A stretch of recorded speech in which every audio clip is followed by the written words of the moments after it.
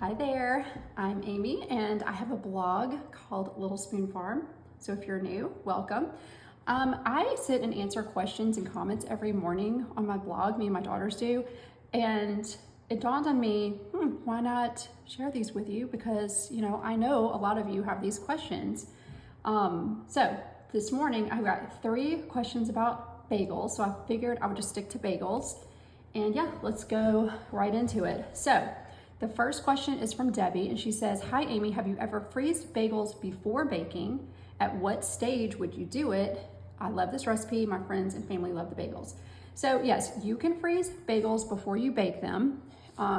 With this recipe, I would probably go ahead and shape the bagels and put them all onto a parchment lined baking sheet and put them right into the freezer, let them freeze, pull that sheet back out, and then transfer them to a freezer safe baggie or some kind of container that is your preference.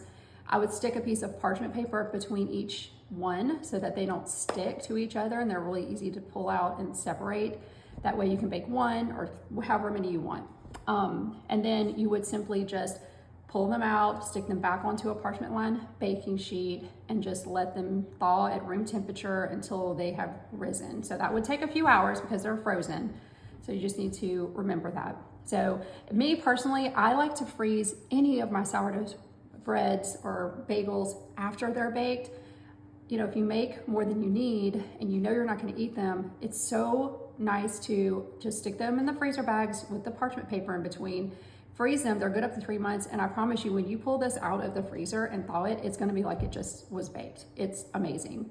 And all that parchment paper, don't throw it away. You can keep reusing it over and over and over again, so that doesn't go to waste. Okay, hi Amy, this is from Sophie. My starter is ready, but it's 2 p.m. I would like to have bagels for breakfast. Can I shape them and put them in the fridge and then boil and put them in the oven in the morning? So at 2 p.m., you can do this. You can go ahead and mix your dough if you're staying up late. Depending on how warm your kitchen is, you want to let these ferment on the counter for at least 6 hours before you put the dough in the fridge. You would not want to leave this dough on the fridge from 2 until in the morning.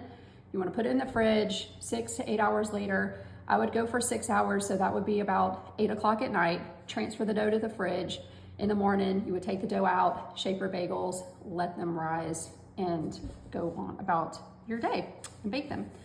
Okay, so then my final bagel question comes from Rhonda. She asked me a question, so let me find it because we've been going back and forth here. 1 second. Hi Amy, I've made this recipe before and it came out great. However, this time it was difficult to shape the bagels. The dough was soft and wet. She used the least amount of flour possible to shape them, but they did not hold their shape well and they did not rise during baking. So I asked her a bunch of questions like, what's the temperature of your kitchen? How long did they ferment for? Did you use a scale to measure ingredients versus measuring cups? These 2 different times.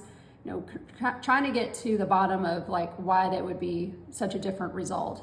And what I think is a lot of times you can use all the same things that you've, or techniques or tools or whatever that you've done in the past. But if the day is warmer, if it's really humid, there's a lot of things that can affect your dough. But I feel like her dough is over fermented.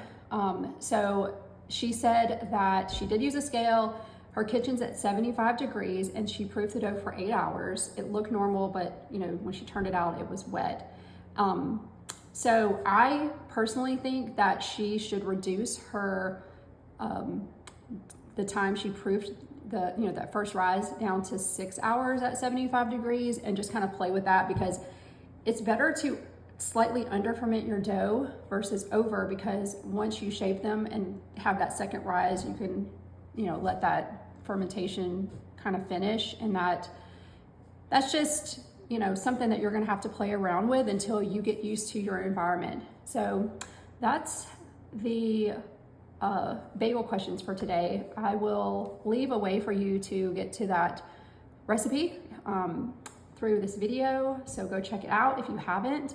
And if you have any questions, you have to leave it on my blog. I'm sorry, but the way that these social media platforms work, they do not make it easy for us to field all of your questions. Sometimes I don't even see them. So I am not ignoring any questions by any means, But if you go to my blog, go to the specific recipe post and leave a comment, we will definitely see it and we will get it answered for you.